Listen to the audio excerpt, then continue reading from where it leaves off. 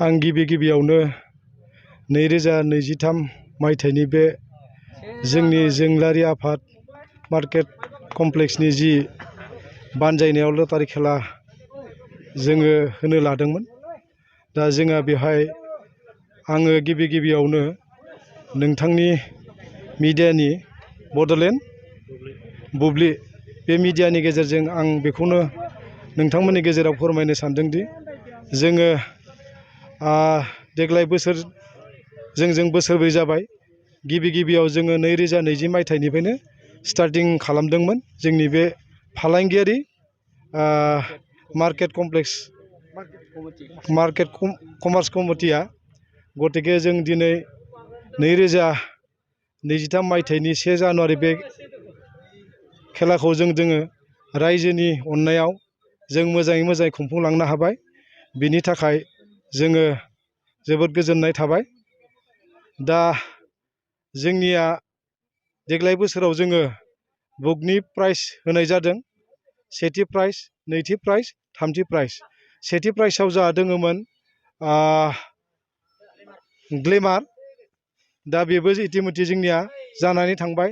नैथि प्राइजआव दङमोन जोंहा टिभि 32 इन्सि 32 इन्सि आरो थामथि प्राइजआव दंमोन जोंहा रेफ्रिजारेटर फ्रिज। बेबो इतिमধ্যे जोंनिया जानानै थांबाय। दा जोङो आरो कुपननि खेला, लिपनि खेला, बेबो गासै प्राइजआनो जानानै थांजोब्बाय। दा गिबि प्राइजआव दंमोन जोंहा रयेल एनफिल्ड, बेबो जानानै थांबाय। आरो नैथि प्राइजआव दंमोन टिभिएस एन्ट्र, बेबो प्राइजआ जानानै थांबाय। आरो थामथि प्राइजआव दंमोन जोंहा टिभिएस स्टार सिटि, बेबो जानानै थांबाय। बाथि प्राइजआव दंमोन जोंहा डिजि स्पिकार, बेबो थांबाय।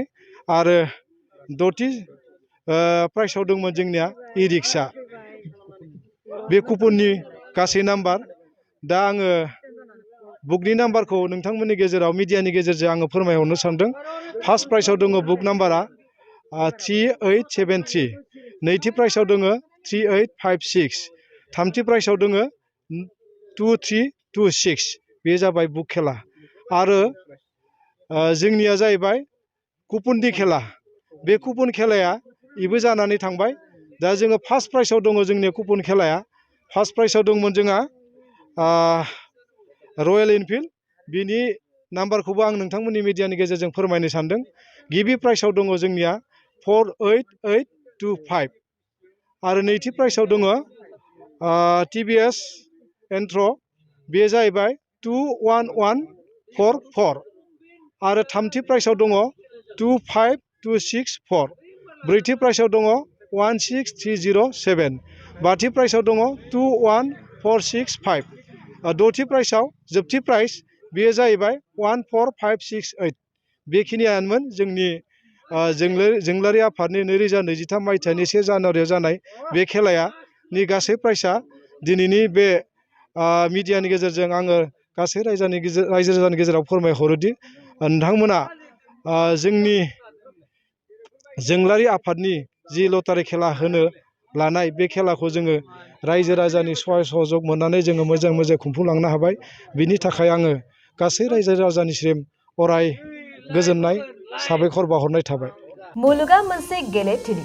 गेलेनाया जादों गोजोननि आयदा। बुहुमाव बयबो गेलेनायखौ सिबियो आरो अनसायो। सिबिनां गेलेमु मोजां मोनग्रा रायजो राजाफोर, क'क्राझाराव बे खेबाव जोलुरनि गिदिर बादायलायनाय। ISPLनि उनाव फिन खेबसेबाव गोजोननि नोगोर क'क्राझाराव माहारियारि थाखोनि जोलुर गेलेनाया जागोन।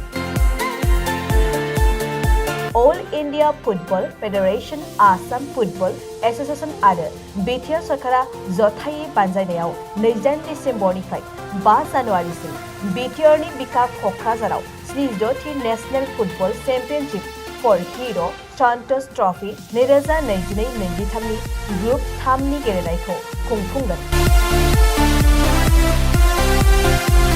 क'क्राझाराव थानाय साई आरो KBSA फोथारावनो बे गेलेनायखौ नुथारगोन। बे गेलेनायाव गुबुन गुबुन रायजोनि मोनद' गोहोगोरा जोलुर गेलेगिरि हानजाफोरनि गेलेनायखौ नुनो मोनगोन। फारियै आसाम, अरुणाचल प्रदेश, नागालेन्ड, गवा, तामिलनाडु आरो उत्तर प्रदेश रायजोनि जोलुर गेलेगिरि हानजाफोरनि गेलेनायखौ नुनो मोनगोन। बे जोलुर गेलेनायखौ नायनो मोजां मोनग्रा गासै गोसो गुदुंफोरा क'क्राझार सहरनि साखाथियाव थानाय साइ स्टेडियाम आरो KDSAनि फोथाराव फैनानै होखानाय सम बायदियै गेलेनायखौ नायनो हागोन।